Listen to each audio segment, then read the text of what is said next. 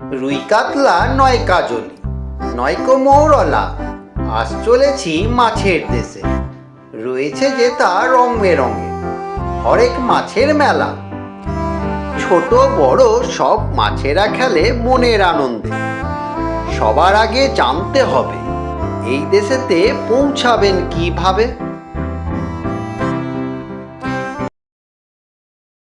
শিয়ালদহ অথবা হাওড়া স্টেশনের বাইরে থেকে বাস ধরে আলিপুর চিড়িয়াখানায় আসা যায়। এটি শিয়ালদহ রেল স্টেশনের বাইরেটা। এখান থেকে 5 মিনিট হেঁটে পৌঁছে গেলাম এনআরএস মেডিকেল কলেজ হসপিটালের সামনে। সামনের বাসটার ঠিক পেছনেই আসছে চিড়িয়াখানা যাওয়ার 230 নম্বর বাসটি। চিড়িয়াখানা যেতে বাস ভাড়া লাগে জনপ্রতি 15 টাকা।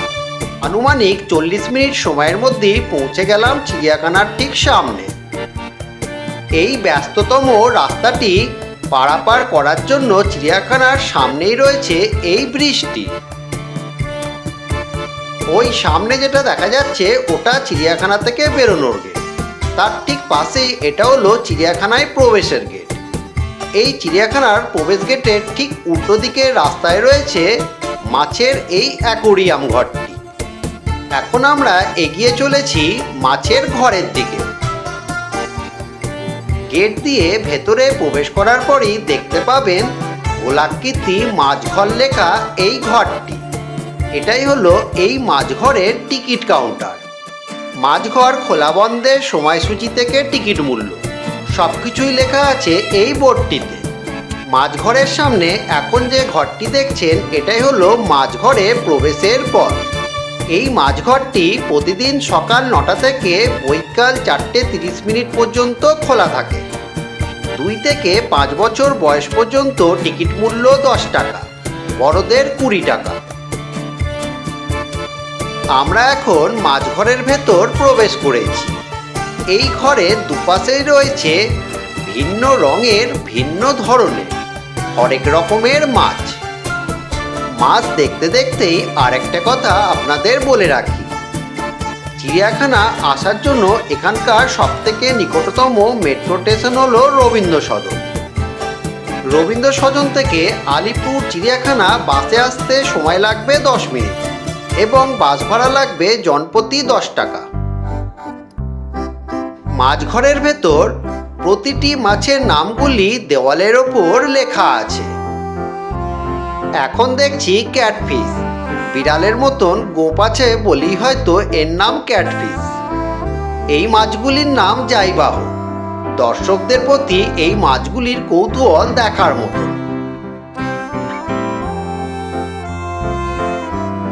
এখানে দেখতে পাবেন ছোট ছোট আকৃতির বিভিন্ন রঙের চঞ্চল প্রকৃতির অনেক জাতির মাছগুলি।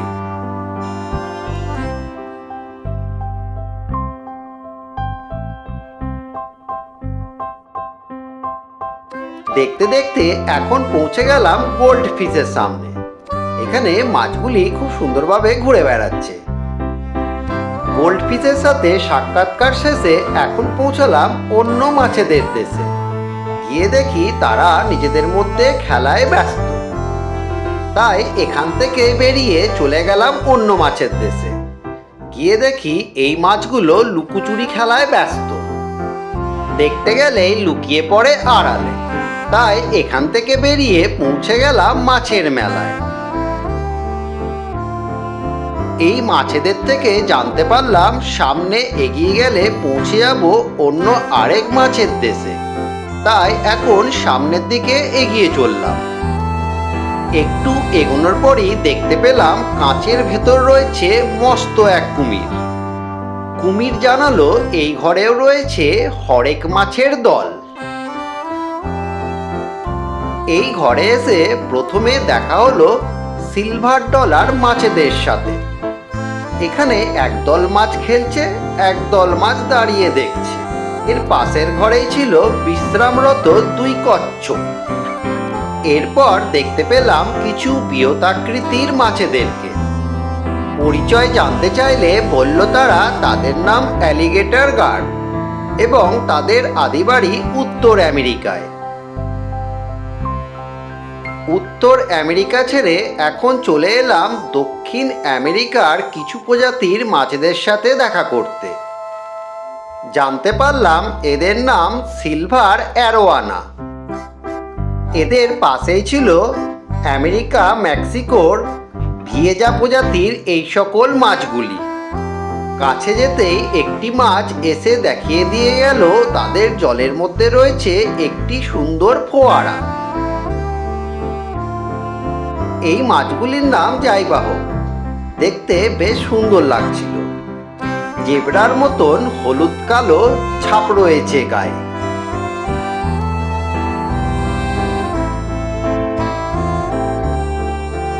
এরপর যে মাছটিকে দেখতে পেলাম অনেকটা প্লেটের মতন দেখতে পাকুকে। পাকুর থেকে জানতে পারলাম এখানে রয়েছে আরো বেশ কিছু প্রজাতির মাছ।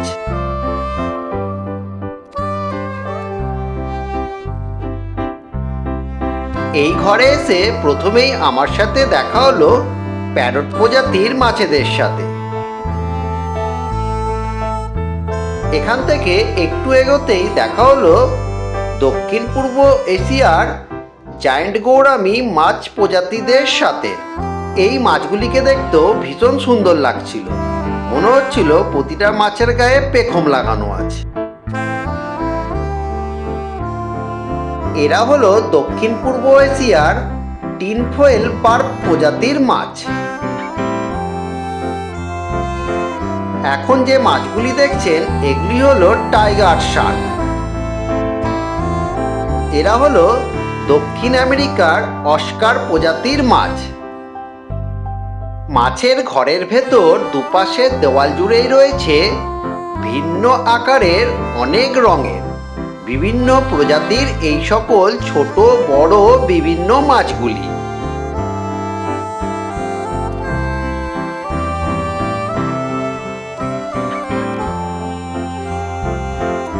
এখানে দেখুন কত ছোট ছোট মাছগুলি খুব সুন্দর করে জলের মধ্যে খেলা করে বেড়াচ্ছে।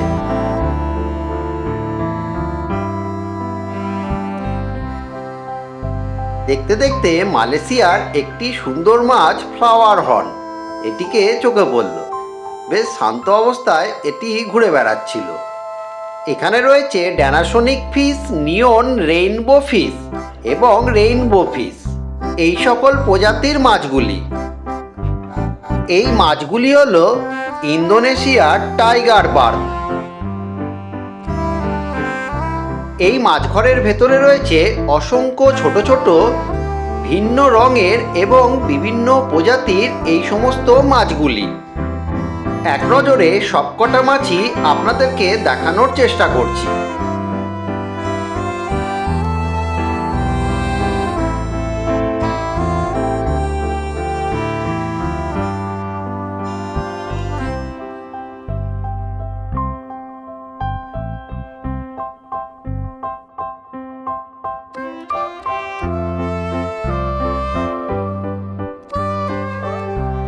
এই ছিল আজকের মাছঘরের ভিডিও। আজকের ভিডিও আমি এখানেই শেষ করছি এবং এই মাছঘর থেকে এখন বাইরের দিকে প্রস্থান করছি। আপনাদের সকলের কাছে অনুরোধ রইল, ভিডিওটা দেখে যদি আপনাদের ভালো লেগে থাকে ভিডিওতে অবশ্যই একটা লাইক কমেন্ট করবে। আর যারা প্রথমবার দেখছেন তারা চ্যানেলটাকে সাবস্ক্রাইব করে পাশে থাকবে। আপনাদের সাথে আমার আবার দেখা হবে অন্য কোনো জায়গায় অন্য কোনো ভিডিওতে।